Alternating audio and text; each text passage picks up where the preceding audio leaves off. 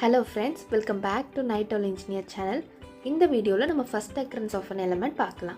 இதை ஏன் பார்க்கணும் அப்படின்னா இதில் நம்ம பைனரி சர்ச் யூஸ் பண்ண போகிறோம். அதை இப்போ தான் லேர்ன் பண்ணிக்கிட்டோம் அப்படின்றதுனால நம்மளுக்கு இது கண்டிப்பாக புரியும். இப்போ பார்த்துக்கிட்டிங்கன்னா இதுதான் நம்மளோட சாம்பிள் அரே. இந்த சாம்பிள் அரே பார்த்திங்கன்னா இது ஒரு ஆர்டர்டு அரே தான். பட் இதில் வந்து எலமெண்ட்ஸ் ரிப்பீட் ஆகிருக்கும். இப்போ பார்த்தீங்கன்னா 3 வந்து 3 தடவை ரிப்பீட் ஆகிருக்கு. அதேமாதிரி 13 2 தடவை, 21 ஒரு 4 தடவை ரிப்பீட் ஆகிருக்கு. ஸோ இந்த மாதிரி ரிப்பீட்டடான எலமெண்ட்ஸ் உள்ள அரே தான் நம்மளுக்கு ஃபஸ்ட் occurrenceல கொடுப்பாங்க. வழக்கம் போல் தான் நம்மக்கிட்ட வந்து யூசர் ஒரு எலமெண்ட்டை தேட சொல்லி கேட்பாங்க.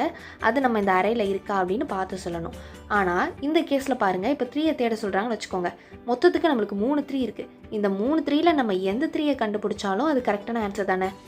ஆனால் நம்ம என்ன பண்ணணும்னா இந்த 3 3ஸ்ல எந்த 3 ஃபஸ்ட்டு இந்த அரேக்குள்ளே வந்ததோ அதோட இண்டெக்ஸை ரிட்டர்ன் பண்ணணும். கரெக்டாக? இப்போது இந்த 3 3ல் மொத வந்த 3 இந்த ஃபஸ்ட்டு பொசிஷனில் உள்ள இந்த 3 இதுதான் நம்மளோட first occurrence of an element 3. Element 3யோட ஃபர்ஸ்ட் occurrence இது. அப்போது எலமெண்ட் 13ஓட ஃபர்ஸ்ட் occurrence இந்த 13, எலமெண்ட் 21ஓடது இந்த 21. இதுதான் கான்செப்ட். ஓகேங்களா? இதோட சொல்யூஷன் ரொம்ப சிம்பிள். அப்படியே நம்ம பைனரி சர்ச்சோட டிக்டோவான கோடு தான். ஒரே ஒரு லைன் மாற்றினா போதும். அது என்னன்னு நான் உங்களுக்கு காட்டுறேன். இப்போ இந்த அரேயில் வழக்கமாக நம்ம பைனரி சர்ச் யூஸ் பண்ணி என்ன பண்ணுவோம், ஃபஸ்ட்டு எடுத்தோடனே ஒரு மிட் வேல்யூ கண்டுபிடிப்போம். அதுதான் நம்ம டார்கெட்டாக அப்படின்னு சொல்லி செக் பண்ணுவோம். அப்படி டார்கெட்டாக இருந்துச்சுன்னா அதோட இண்டெக்ஸ் பொசிஷன் ரிட்டர்ன் பண்ணுவோம். அப்படி இல்லைன்னா என்ன பண்ணுவோம், ஒன்று லோவை மாற்றுவோம், இல்லைன்னா ஹையை வந்து சேஞ்ச் பண்ணுவோம். கரெக்டாக? இப்போ நம்ம லோ எங்கே இருக்கும், இங்கே இருக்கும். நம்ம ஹை எங்கே இருக்கும், இங்கே இருக்கும். இது ரெண்டும் கிராஸ் ஆகிற வரைக்கும் நம்ம அந்த லூப்பை கண்டினியூ பண்ணுவோம். கரெக்ட் தானே? இப்போ அந்த ப்ராசஸ் யூஸ் பண்ணி நமக்கு தேட போகிற எலமெண்ட் லெட்ஸே 3ன்னு வச்சுக்கலாம். ஓகேவா? இப்போ நான் அதுக்கு ரெண்டையும் மாற்றி பைனரி சர்ச்லாம் யூஸ் பண்ணி நான் ஒரு 3யை கண்டுபிடிச்சிட்டேன். இப்போ அந்த 3 வந்து இந்த 3 கடைசியாக இருக்குல்ல, இந்த 3யை தான் நான் கண்டுபிடிச்சிருக்கேன்னு வச்சுக்கலாம். இப்போ என்னோட மோட்டிவ் என்ன, இந்த நான் கண்டுபிடிச்ச இந்த 3 என்னோட ஃபஸ்ட்டு 3யா அப்படின்றத நான் செக் பண்ணணும். எப்படி செக் பண்ண போகிறேன் அப்படின்னா, இந்த ஹை இங்கே இருக்குல்ல, இங்கே வரைக்கும் தேடணும்னு எனக்கு ஏதாவது அவசியம் இருக்கா? இல்லை. இப்போ நான் அந்த ஹையை எங்கே நகட்டிட்டு வரேன்னா, இப்போ நான் கண்டுபிடிச்சேன்ல 3 அதுக்கு முன்னாடி நகட்டிட்டு வரேன். ஏன் அதுக்கு முன்னாடி கொண்டு போகிறேன் அப்படின்னா, என்னோட மெயினான மோட்டிவ் என்ன, இந்த 3க்கு முன்னாடி எந்த 3யுமே இருக்கக்கூடாது. அப்படி இல்லாமல் இருந்தால் தான் என்னோட இந்த 3 வந்து ஃபஸ்ட்டு பொசிஷனில் உள்ள 3 ஆகும்.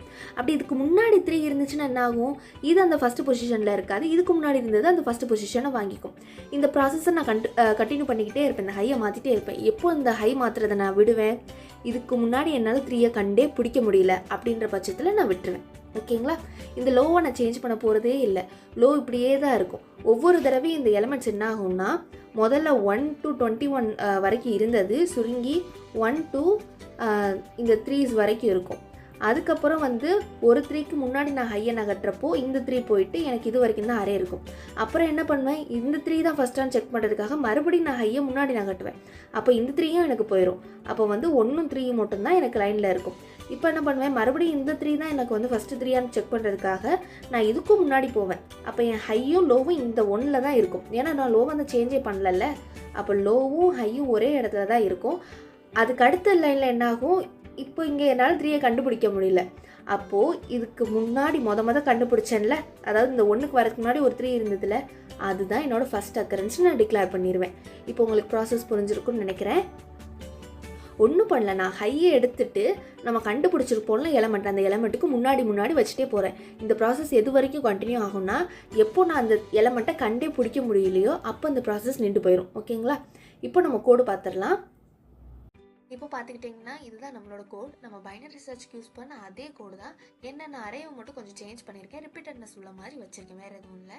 அதுக்கப்புறம் ஒரு சில பிரிண்ட் ஸ்டேட்மெண்ட்ஸ் ஆட் பண்ணியிருக்கேன், இன்னும் கொஞ்சம் தெளிவாக இருக்குன்றதுக்காக. இப்போ அதை ரன் பண்ணி பார்ப்போமா? இந்த ஒயில் லூப்லேயும் பார்த்தீங்கன்னா சேம் விஷயம் தான் கொடுத்துருக்கேன், எந்த மாற்றமும் இல்லை. மிட்டு கண்டுபிடிக்கிறோம், அதுக்கப்புறம் மிட்டும் நம்ம அரே ஆஃப் மிட்டு டார்கெட்டும் ஒன்றான்னு பார்க்குறோம்.